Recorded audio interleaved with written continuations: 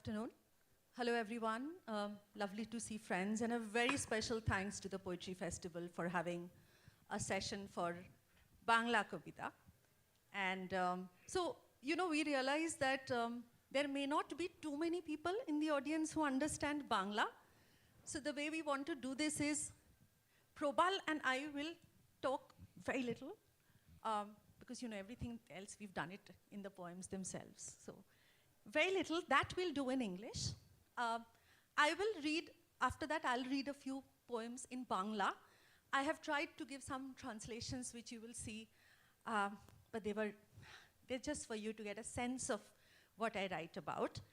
And then Prabal will read, but you will read some Bangla and some of your own translations of your Bangla poetry into English. I will be reading one Bangla Kobita to just give a taste of that and for people who don't understand Bengali. And then I'll be reading the translations of some of my poems.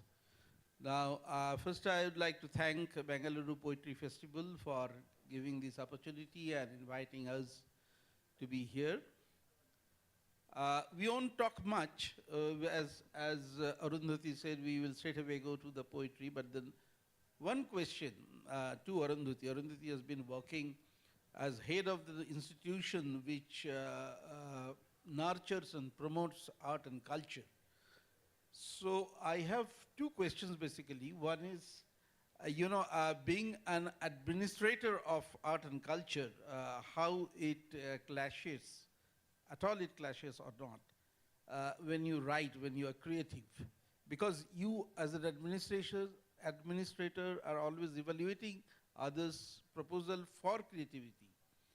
Number one. Number two, you are writing in Bengali, being in a place which is outside Bengal. So how is it? Quickly, the first question is easy actually. When through the year you're reading 1,000 proposals that come from amazingly passionate creative artists across the country, it is very difficult to do anything creative yourself because you are doubly full of doubt. You think you're crap. You think every time you write something, the tendency to throw it away because somebody else that you've read has said exactly that, but so much better.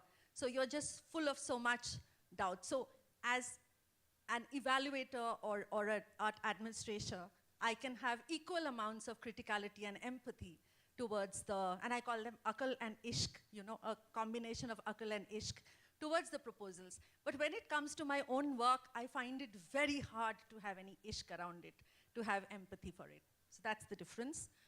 And the second one, actually I've always felt like an outsider anywhere, whether it was Bengal or Bangalore or anywhere. And I think today Sachitananda said it so well, that at heart I feel like sometimes I'm a musafir and sometimes I'm a sarai. So sometimes people live in me, sometimes I live with people. And therefore to write in Bangla, that's my heart language anywhere, is not hard at all. For you have, so Prabal has also had a very interesting dual life. He had a long, very important corporate life where he ran companies, he was the CEO, and then he has this literary life where he doesn't only write, he also edits. Yesterday you heard him talk about how he supports young people through giving awards, through running magazines, through running a publishing house. How do you live in these two different worlds? Is it tough, or does one help the other? This is all about the mindset, since poetry you cannot survive or you cannot sustain on writing poetry. So you have to do something else to sustain yourself, to survive. And I thought, and I took it in that spirit, that whatever I do, even a job, even I fall in love with someone, it's all because of poetry, so that I can write poetry. So at the back of the thing, whatever I do in life, I think it's only so that I can write poetry, I can remain creative in writing poetry. And apart from my writing, what all other things I do in poetry, like mentoring a publishing house. I'm not a publisher, but I mentor a publishing house. and then promoting, giving a platform to the young talents, and then editing a journal for last 20 years. This is all. I have a team, and without whose support, I wouldn't have been able to do that. And another thing is that though, because of my corporate life for about almost 14, 15 years, I had to remain out of Calcutta. I was in Delhi, but I made it a point that every alternate weekend I am in Calcutta. So Friday evening I used to come to Kolkata, spend the Saturday, Sunday here, and Monday going back. So this I did for about 14, 15 years, and that is only out of my love for poetry, love for Bengali culture. Now I think we can go to poetry, and I would request Arundhati to read some of her poems.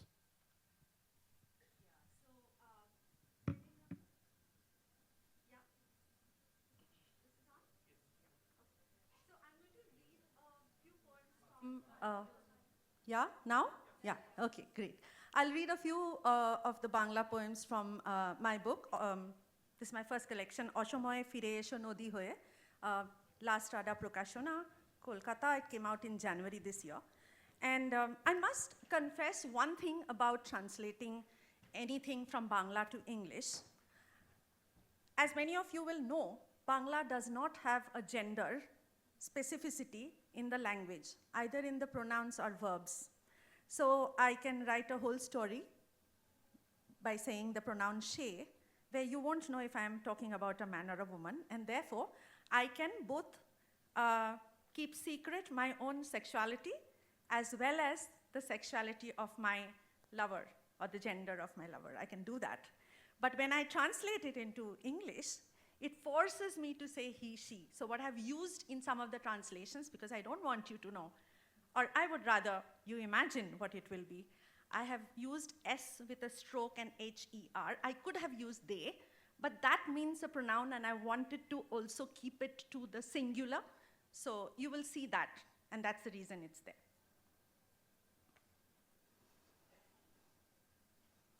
The first poem is called Ostorag. তুমি চলে যাবে তাই দাবার গুটির মতো সাজিয়েছি প্রেমিকের শাড়ি আমি পারি তুমি জানো অভিমানে কেউ সেধে বনবাসে যায় না কখনো ফোড়াক অবাক মন রেখেছি তো অনেকের কাছে আরও আছে আমি বুঝি জাহাজ পোড়ানো যত ব্রাত্য নাবিকদের খুঁজি সাপের ছোবল চিনি জিভের ডগায় আঁকি বুকি নেব ঝুঁকি যদি আসো আমাকে আমার মতো কাছে দূরে কাছে ভালোবাসো দিনান্তে মাধু করি বিছানার পাশে গুনে রাখি আছে বাকি যারা থাকে প্রেমিকের সাথে তারা অন্য অনেক প্রেম রাখে That's the first one. The second one is a poem of both love and fear. And you'll know of what. It's called Protishod.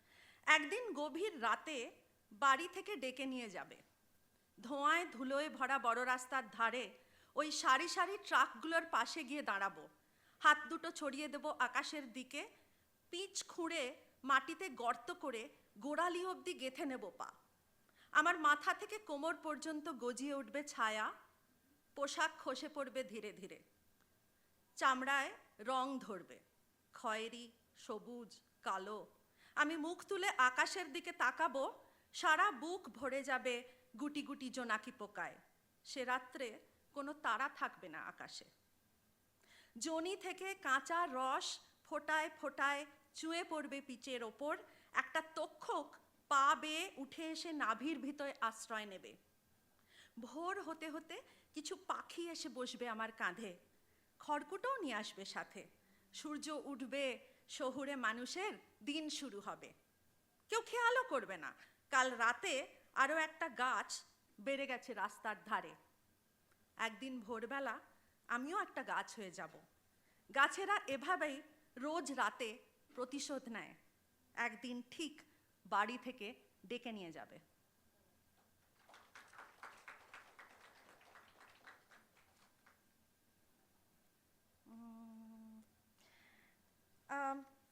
love doing in Bangla, and which is also why I find it so hard to translate, is that I love creating new words for the language. Like, I just make up words that I can't think. My own inability probably that I don't know the words probably. But like one day I saw through a window, there was the sun coming in and there was a square of sun in the room and it looked like an island of light. So I thought Alodip should be a word in Bangla. It isn't, but it should be. So this is Alodip. Borsha nodir moto দুচোখে ভাসিয়ে রাখা আলোদ্বীপ, নিশুতি রাত্রি ছেয়ে শরীরে গুমড়ে ওঠা আলোদ্বীপ, গলির সামনে থেকে ফিরে যাওয়া ট্যাক্সির মনমরা কালো কাঁচে আলোদ্বীপ, বিকেল গড়িয়ে আসা ভাঙন আঙুলে চেনে আলোদ্বীপ, পুরনো শহর ছেড়ে যাবার অনীহা জানে আলোদ্বীপ, রাস্তা পেরিয়ে গিয়ে ভিড় বাসে ঝুলে পড়া হেরে যাওয়া নীল শার্টে আলোদ্বীপ, রাত জাগা বিছানার গভীরে উল্কি আঁকে আলোদ্বীপ, না বলা কথার চুপ গোপনে আঁকড়ে ধরে আলোদ্বীপ, মৃত্যু শিওরে জেনে তবুও জ্বলতে থাকে আয়নায় ছটফট আলোদ্বীপ। এভাবেই ধীরে ধীরে ছড়িয়ে ছিটিয়ে ঘোরে লুকিয়ে আড়ালে বাড়ে আলোদ্বীপ, মাটির অতলে বাড়ে শিরার ভিতরে বাড়ে নেশার গভীরে বাড়ে আলোদ্বীপ, এবং ভরসা রাখি বাঁচার তাগিদে ছোঁবে কোনো দিন ঘাড় গোঁজা শহরেরই বুক চিরে জেগে ওঠা আলোদ্বীপ। So, you know, when I was in college, I had really short hair, like really, really short hair. Sinead O'Connor was my, like, boss woman. But I didn't have enough courage to do it like her, so I had really short hair. But every worthy Bengali poet made me feel like I couldn't be desired or loved because they had written so much about long hair. And one of them was Jivanananda Das, who wrote this epic, epic poem called Bonolata Sen in 1942, which kind of underlined what women and hair should mean to each other. Last year, when I saw the women in Iran chop their hair and, you know, make it a flag, I said this is the time to answer Jivanananda Das. I hope the poet, if he was around, would smile at my audacity. Oh, not, this is not the one. Is there one after this? Sorry, is there one after this? No, before this, then. Before this, yeah, this one. Zan, Zindagi, Azadi, as you know, this was the battle cry of the women in Iran. Chultar kobekar andhokar bidishar nisha. The first line, that's what Jivanananda wrote in Bonolata Sen. Kobito বোঝেনি নারী হাজার বছর ধরে সংগ্রামী বিপ্লবী যান, কবিতো দেখেনি নারী চুল কেটে উড়িয়েছে কালজয়ী আজাদি নিশান, যে আধার শোপেছিল মুখোমুখি বসিবার পাখির নীরের মতো চোখ, সেই কালো রাত আজ আঘাতের স্পর্ধায় শতখানে খণ্ডিত হোক। Thank you.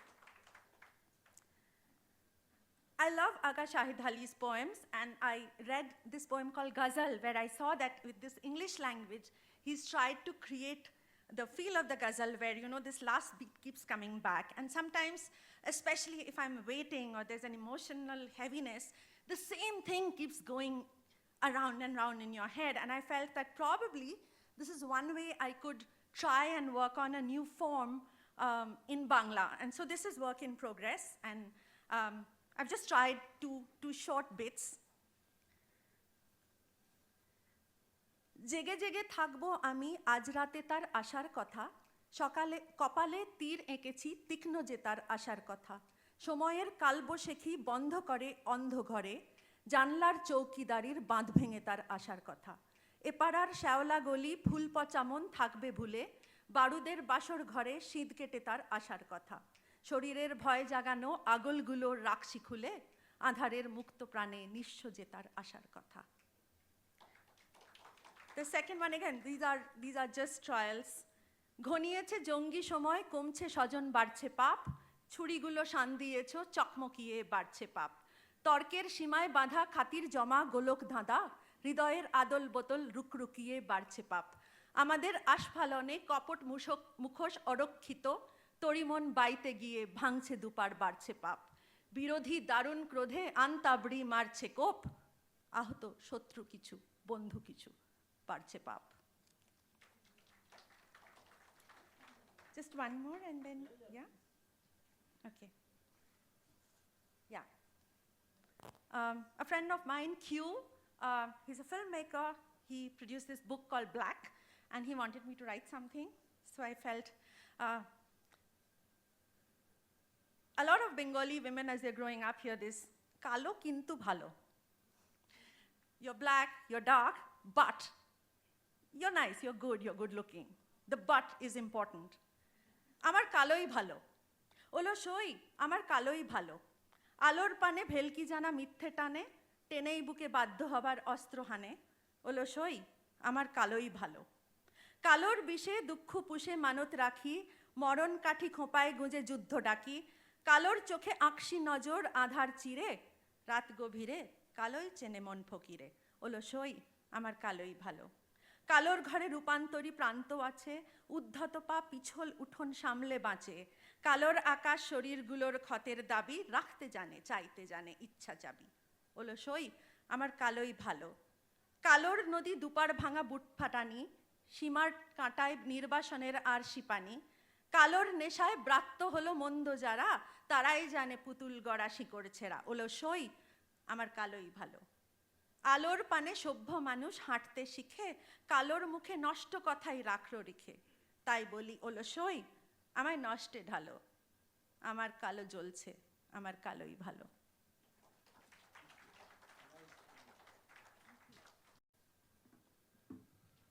আমি একটা বাংলায় পড়ছি, তারপরে বাকিটা অনুবাদে পড়ব।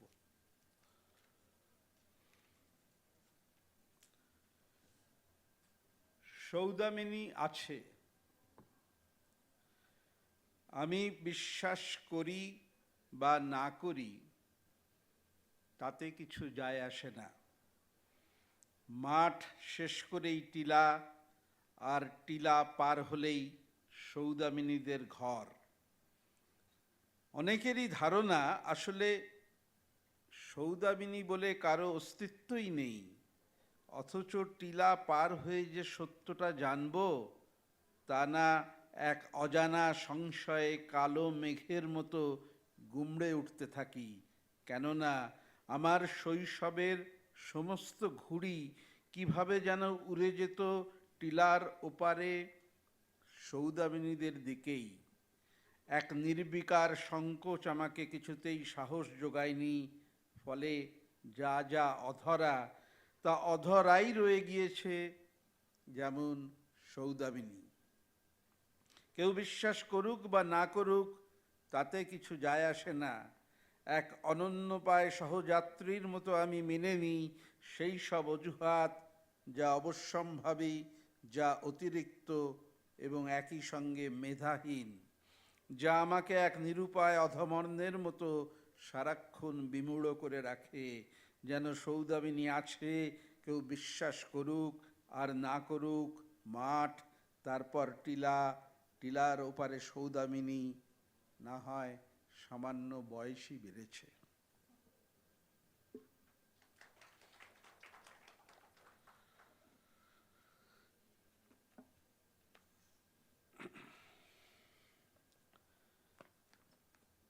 পরের কবিতা ইংরেজি অনুবাদে পড়ব, এর পরেরগুলো। The house next door. Everything that happened till date happened at the house next door. Once it rained there, we were stressed with heat. Flowers bloomed at the garden of the house next door. The shy girl from the house next door was in love. The boy from house next door got good rank in exams.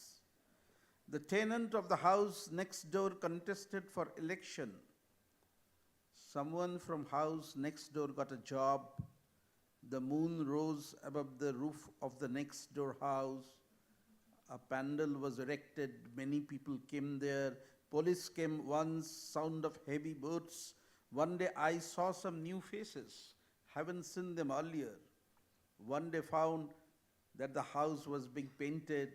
One day I came to know that the house next door would be pulled down. While thinking why everything happens to the house next door, one day I realized a little unconsciously that I used the address of the house next door all this time. Things remained unsaid. Each time I return from you, I feel something has remained unsaid. It's not that it was something important, not even it was regarding you or me, but after coming back, I felt as if something remained unsaid. At a point of time, I could no longer recall what was to be said, what hadn't been said. At times, I feel that much more remained unsaid than what was said. What remained unsaid must have been unworthy of saying. The city in which I live,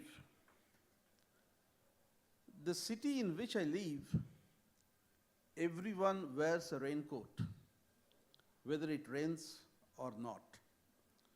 Wears a sunglass even after the sun sets.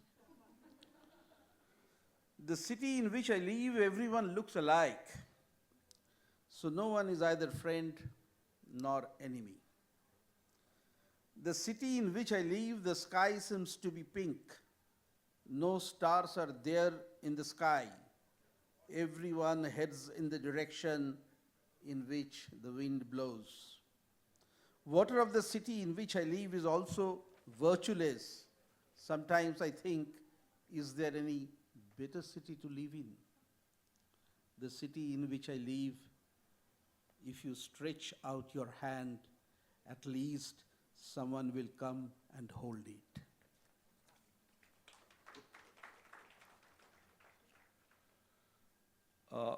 This morning, Javed Saab was saying that the nation where he grew up is no more there.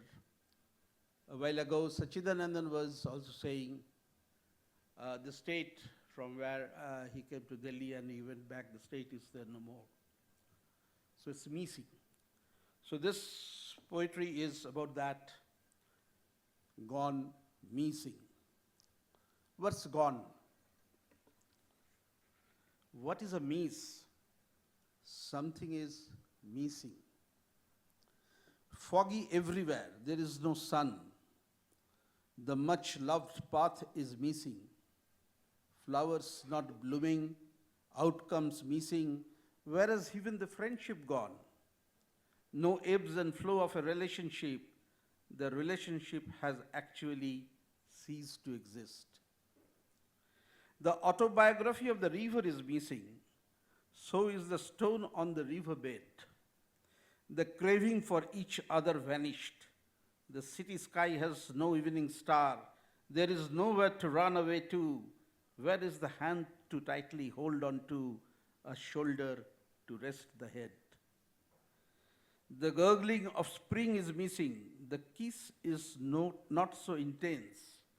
The signal to warn about danger faded out. Even one's own faithful shadow is missing.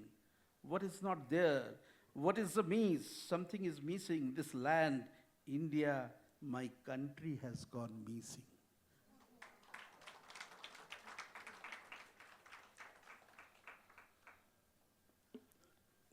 Two more, I think. There'll be some time. Yeah.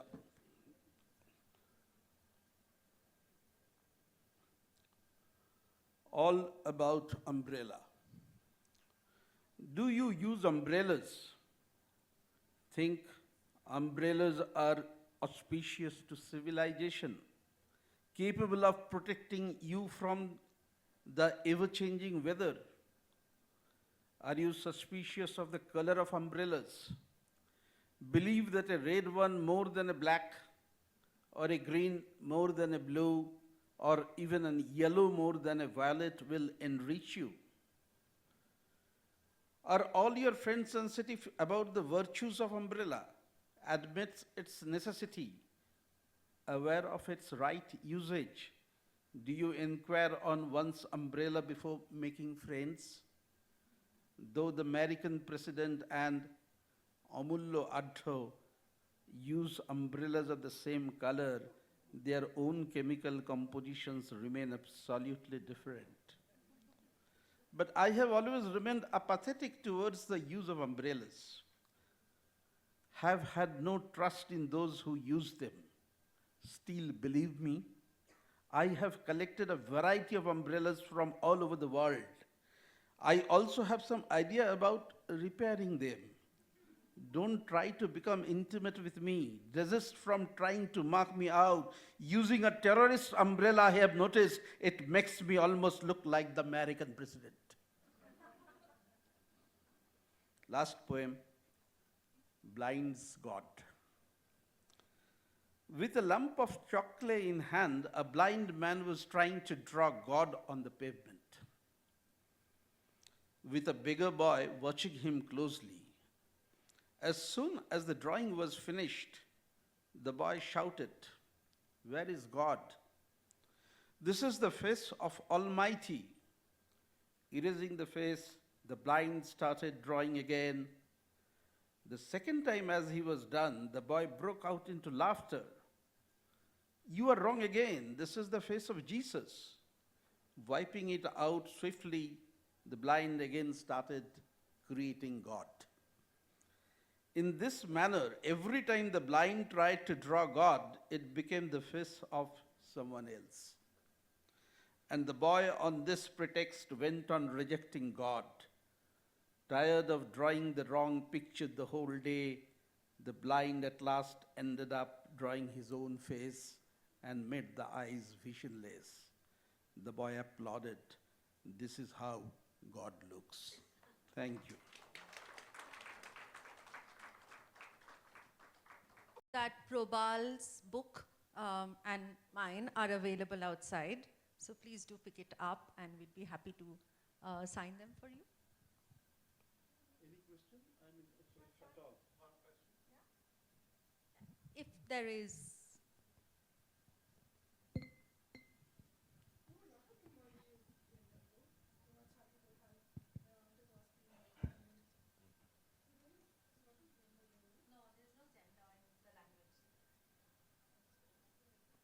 Okay.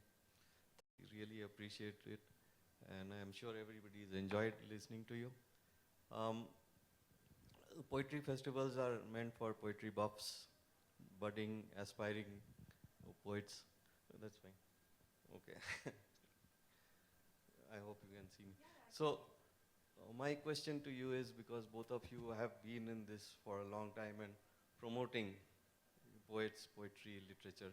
So, could you just throw a bit of light on what is available for budding, aspiring poets in form of the logistics, infrastructure, the complete ambience around the ecosystem, which they can relate to and leverage as they try to grow themselves as poets? Your question is what is available for the young talents? That's what? That's what? Could be all talent. But talent or people aspiring to. See, there are, I mean, prior to the internet era, there were lots of magazines which are published, which are for poetry. I represent Bengal, and in Bengal there are about 3,500 little magazines which are being published every year. So there's no dearth of opportunity to publish your writing. And after this internet, this thing has happened, there are again, I don't know the numbers, there are umpty numbers of internet magazines are available where one can contribute, one can write. So there is no dearth of that. Apart from that, there are rewards, there is festivals, there are a lot many other projects where the talents, whether young or not so young, can get their things published there. I've always thought that the best infrastructure for any writer is the writing of other writers. For me, that's been very important. So I would say every writer, just read as much as other people's writing as you can. So poets read other poets in all kinds of languages. And then write and then share. Find that one person who won't run away when you're reading your poetry. And just insist. I did dream of, having a festival where all the buses in Bangalore would have a dedicated seat for a poet. And you could just climb into any bus and it would be free for the poet. All you needed to have poetry with you, and in any language. And you would actually recite it to whoever had the courage to sit next to you. I think we need more poets.